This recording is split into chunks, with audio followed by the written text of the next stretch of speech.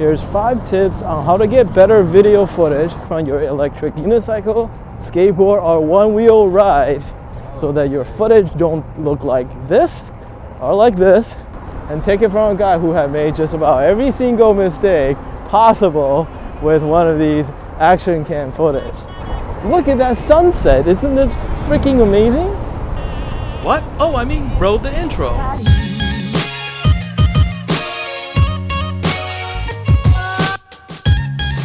As always, if you enjoy the video, please subscribe and hit that like button. So, in the last episode, I dragged you all along on my big trip to Taiwan, and I made you endure the marathon 27-hour-long flight and transfer just so that I can yap about transportation and what I claim to be the future of electric unicycle. Since I typically get a little bit obsessive about camera equipment right around the time of my big trip, I figured this week let's talk about something a little bit more immediate and perhaps helpful to you all, how I shoot these videos. Why don't we go for a little ride on the Z10 since the weather is actually really beautiful outside.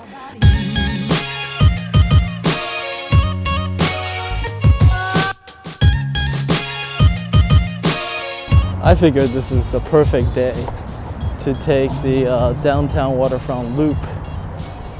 Usually beautiful, particularly beautiful during sunsets. Tip number 1, get familiar with your camera. So I purchased my first DSLR back in 2007 when Nikon released the D200, which was considered to be one of the first consumer level DSLR. At $1,700, it was considered to be affordable. It took a pep talk from my best friend as well as a loan from him for me to have the courage to actually buy this camera. And I loved it and brought it with me everywhere and took photographs of all sorts of things. And one of the things I learned that nobody taught me was that unless you just want to take photographs of dead things, people in general feels very self-conscious around giant photographic equipment, and that actually includes you yourself as well. So one of the tricks I regularly use in a gathering of any sort, I would take out my giant DSLR and the hugest lens I have attached to it, and I would put it somewhere nice and prominent, like right in the middle of the dinner table. And I would keep it there for a good half an hour without taking any shots. And my theory is that it allows everyone to get a better look at the camera and in the process feel a little bit more comfortable with it. And it also eliminates that anxiety you often get with pulling out a huge camera in the middle of a crowded party. And in some way that also applies to this as well. Here I'm gonna show you what I actually use to take I use a GoPro in a Feiyutech WG2X gimbal mounted on a series monopod. It took a lot of practice and I still don't feel 100% comfortable talking to it, especially in a really large crowd, but I keep it out as often as I can. The other factor of getting used to having a full rig out is that you learn to balance yourself while riding. Both electric unicycle like my Z10 and the OneWheel are controlled via shifting your weight, so having a long stick with something delicate at the end of it definitely throws you off. The other element that you have to get comfortable with is risk. For a while I was trying to vlog with my Canon 80D, which has a much nicer lens and can get much nicer footage because of its larger sensor. However, while I was using it, I was in a constant fear that I was going to drop it and break the camera and my lens. So I find that that discomfort, that fear, ruins the footage I would get. So I use the GoPro Hero 5 because it's a very durable camera. You can't get around that. I was talking to Tishon about his setup. He used a really nice Sony DSLR for his vlogs, along with an awesome lens in a professional grade gimbal. So what he does is that he actually takes out a full insurance policy on all his equipment. This way, if he drops and break it, he is covered financially. Lastly, being comfortable with your camera also means knowing it really well. So tip number 2, know your field of view.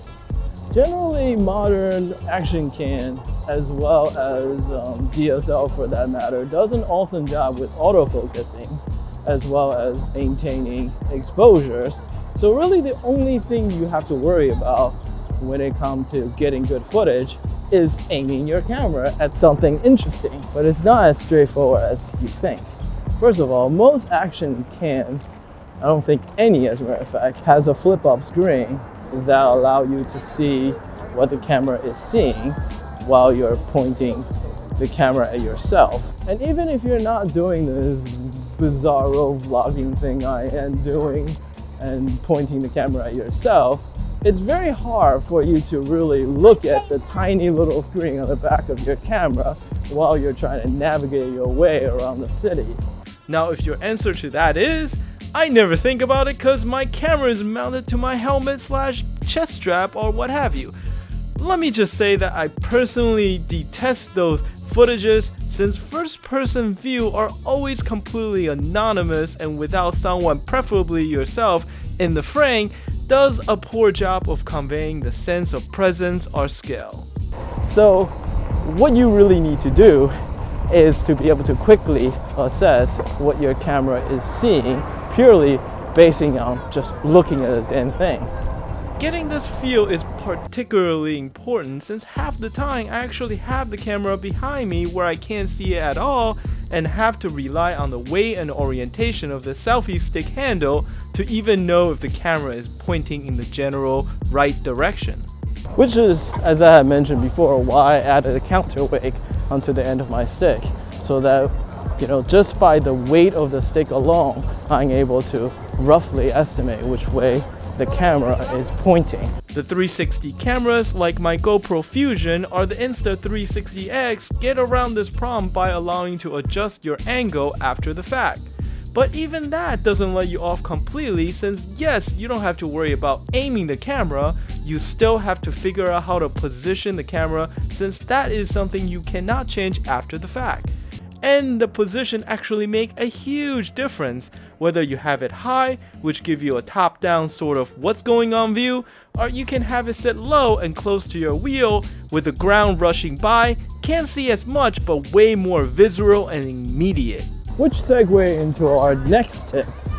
Actually, I think I'm going to call these suggestions since I feel a little bit less condescending. So, suggestion number 3. Experiment, experiment, experiment. If you ignore everything I said, but do this one thing, you get better. Find the right framing, find the right angle, find the right footage. This is different for everyone because everyone got their own style. Even the workflow is a factor in this. Maybe, too much post editing makes you sad, so you don't want to do that. So the only way to finding something that works is by shooting lots and lots of different kind of footage and then sort through them all and kind of let your own sensitivity develop and find the one that you really like. It's a process of shooting, watching your own footage and going ugh, and going back out to shoot more and trying to get something that works. So I gotta confess that I get just as much good footage out of the shoots that I meticulously plan for as the one that sort of just happened by complete random chance. And I know this might sound a little bit redundant, however, I watch a lot of electric unicycle and electric skateboard videos, and I can't tell you how much repeated angle and how much similar shoots, shots I see regularly. And I make that same mistake myself. I find that I often, repeat a lot of shots that I'm used to just because it's something that I know that, works. The bottom line is that if you don't experiment, you would never grow. So suggestion number 4, not all stabilizations are created equal, and they're good in different situations for different things. So stabilization is critical for shooting this kind of videos because, well, we're moving and doing a lot of shaking. So I shoot this on the GoPro Hero 5, which have digital stabilization. I'm sure not as good as the Hyperflow on the new Hero 7. However, even if I were to have the Hero 7, I suspect I would still rely on my mechanical gimbal for a few reasons.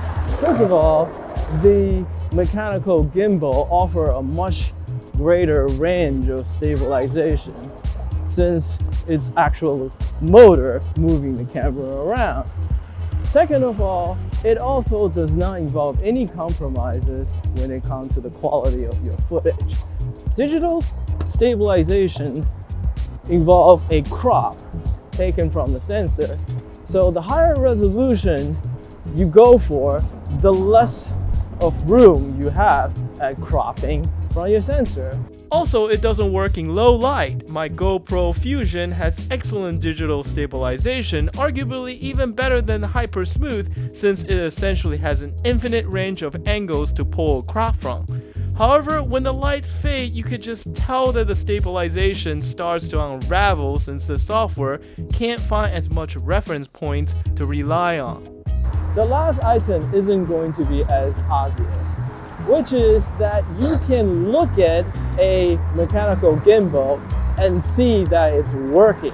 Versus digital stabilization, you can't. You have no idea whether or not it's working or if it's falling apart because it's, again, done all inside the camera. Not to mention the fact that, remember suggestion number 2 of knowing your field of view? Since digital stabilization requires a crop, it's actually shifting that point of view as well. So it makes it a lot harder for you to predict where your camera is actually looking at because it's basically shifting it to find that stable point. So the last suggestion is actually better sound. I know this is technically only relevant to those of you out there that share my strange obsession with talking to myself. I do have to say that having watched a lot of ride videos, I'm kind of a little bit tired. Look at that. I don't know, tell me about your electric unicycle or skateboard and where you're riding and so on. I'd love to know more about it. So the thing I learned about microphone is that the further it is away from the thing that's creating all the noises, as in your mouth, the nicer and more expensive and larger microphone you'll need to get the equivalent quality of audio recording, just because it has to reach the sound as well as filter out all the noises. So this is why the lapel mic works so much better, because it is way closer than a boom mic that you attach to your camera, and as a result you don't need as nice of a mic. You can just go for something cheap and it'll work just as well. Anyhow, I hope this has been helpful. So that's my 5 suggestions on how to improve your ride videos, and yes, I'm still doing a whole lot of experimenting, so it is very possible that my opinion changes as I continue to learn more. For instance, for this video, I'm experimenting using the Premiere Pro editing software for the first time. Anyhow, let me know what you think. If there's something you agree or don't, that's what the comment section below are for.